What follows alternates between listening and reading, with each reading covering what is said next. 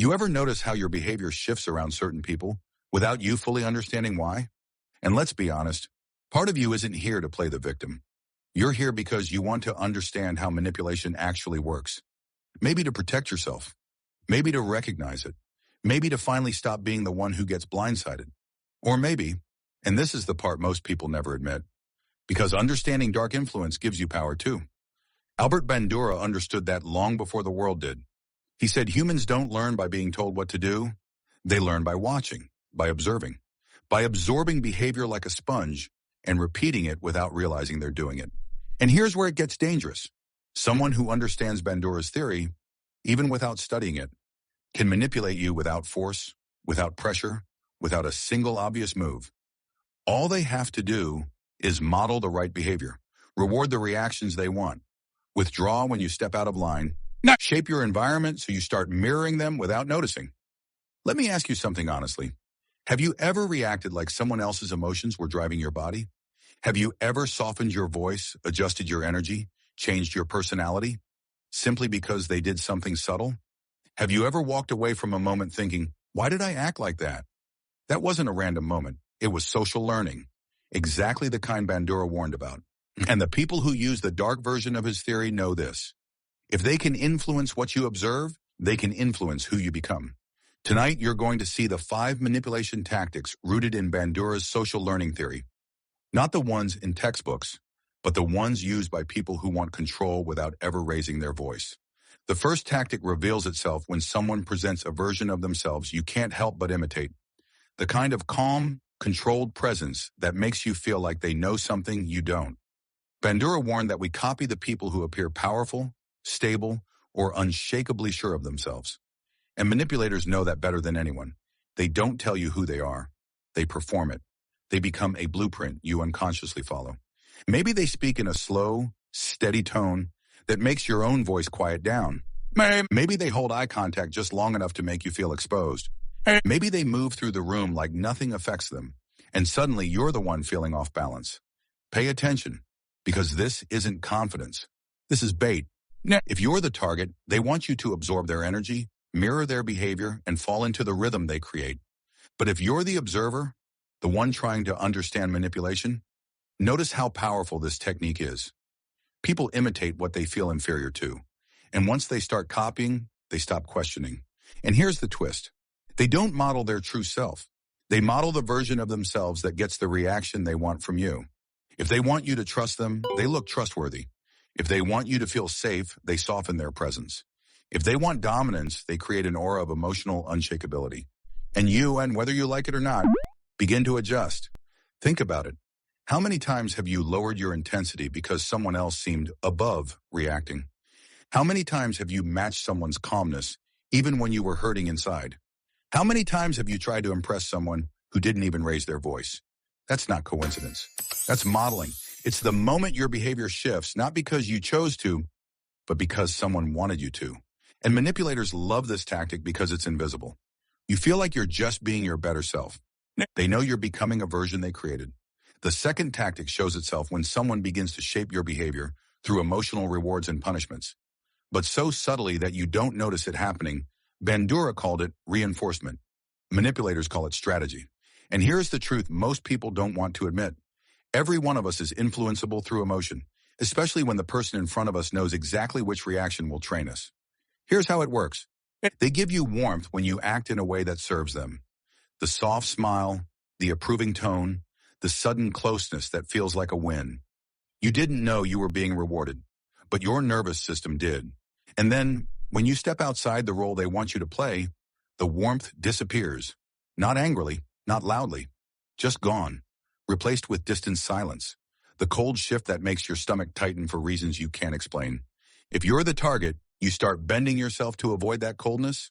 You say yes more quickly. You express less discomfort. You stay quiet when something feels wrong. You become easier to manage, easier to guide, easier to mold.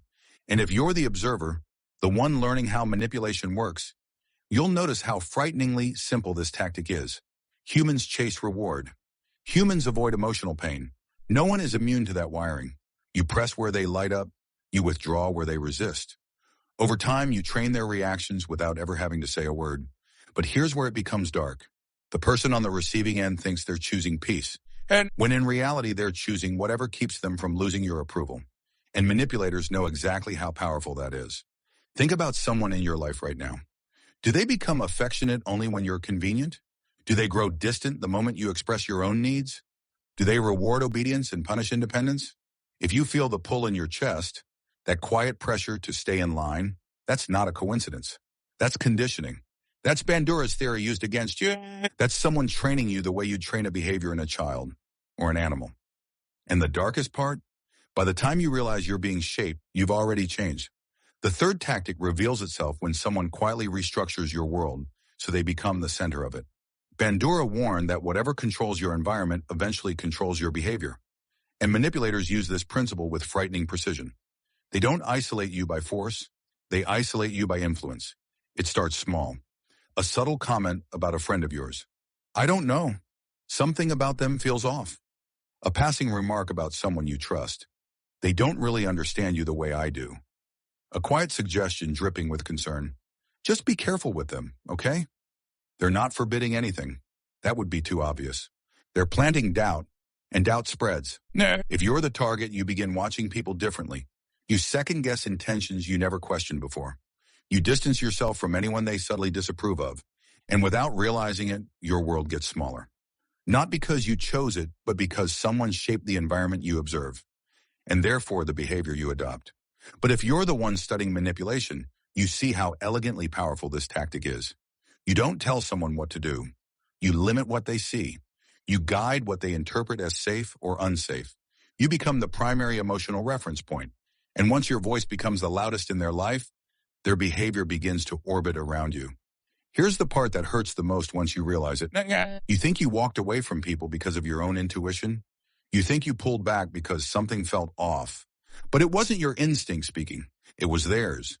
Echoed through your mind so smoothly, you mistook it for your own. Think about someone you grew distant from without any real reason.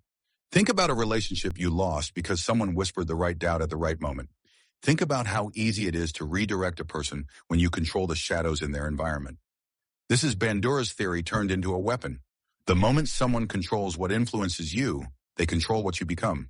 The fourth tactic appears when someone deliberately triggers emotional patterns they know you absorbed long before adulthood. The exact imprint Bandura warned shapes our reactions more powerfully than logic ever could. Manipulators love this tactic because it doesn't just influence you, it awakens the child in you. They watch your emotional responses the way a scientist watches a test subject. What makes you freeze? What makes you soften? What makes you panic, over-explain, apologize, or shrink? If they sense that raised voices scare you, they won't yell. They'll raise their tone just enough to activate an old fear, the kind that bypasses your adult reasoning. If they see guilt works on you, they won't accuse you. They'll look disappointed in a way that makes your chest tighten. If they notice you were raised around chaos, they'll give you stability at first, and then pull it away just long enough to make you chase it. If you're the target, these emotional triggers feel personal, intimate, almost too familiar, because they match wounds you never healed. You think you're reacting to them, but you're really reacting to your past, and they're using it to shape your present. But if you're the observer, the one curious about how manipulation truly works, understand that this tactic is the most powerful of all. Why? Because humans don't respond to the moment they're in. They respond to the history they carry. And once you know which reaction belongs to which wound, you can make someone behave in predictable patterns. Here's the haunting part. The manipulator isn't controlling your emotions. They're activating emotions that were already programmed into you. They're not creating fear. They're awakening one. They're not causing guilt. They're triggering the trace of it left inside you. They're not forcing your behavior. They're aligning with old patterns until you mistake the manipulation for a natural response. Think about your last emotional overreaction. Was it really about the person in front of you? Or did it feel strangely familiar, like a memory wearing someone else's face? Manipulators know that if they can provoke your past, your present becomes theirs to shape. This is Bandura's theory in its darkest form. Not learning from what you see, but reliving what you've already seen. The final tactic reveals itself when someone makes you believe their influence was your idea all along. Bandura explained that once a behavior feels self-chosen, a person will defend it, protect it, even justify it. And manipulators weaponize this truth with surgical precision. They don't tell you what to do. They don't command. They don't push. They simply arrange the pieces so the move they wanted becomes the move you think you chose. Maybe they hint at something subtly, plant a thought with a tone or a look, and then let you connect the dots. Maybe they ask questions that lead you to conclusions that benefit them. Maybe they frame their desires as if they're your desires, saying things like, "You seem like the kind of person who'd understand," or, "I know you would have done the same for me." They don't shape your behavior through force. They shape your identity. And once someone shapes your identity, your decisions follow automatically. If you're the target, you start defending your own compliance. You start believing you're helping because you want to, not because you were guided. You start explaining your choices as though they came from genuine conviction when they were carefully engineered. But if you're the observer, the one studying manipulation, understand how frighteningly powerful this is. When someone convinces you that your reaction is simply who you are, you won't fight them. You'll fight yourself before you ever question them. Your own identity becomes the cage they keep you in. Ask yourself something brutally honest. Have you ever stood up for someone who never would have done the same for you? Have you ever justified someone's disrespect because you felt obligated to understand them? Have you ever believed a decision was yours, only to realize later it benefited them far more than it benefited you? That's not coincidence. That's not personality. That's not weakness. That's manipulation at the identity level. The deepest form Bandura's theory can take. Because once someone controls the version of yourself you believe in, they don't need to influence your behavior. You'll change yourself willingly. Most people imagine manipulation as loud, obvious, dramatic. But the truth is simpler, quieter, and far more dangerous. Real manipulation hides inside the behaviors you learn without noticing, the reactions you copy without thinking, the identities you adopt because someone modeled them in front of you. Bandura didn't expose a theory, he exposed a doorway, the doorway into the human mind, and the ones who step through it with dark intent. Don't need force, threats, or persuasion. They just need you to watch them long enough, to trust them deeply enough, to let them become the emotional mirror you base your reactions on.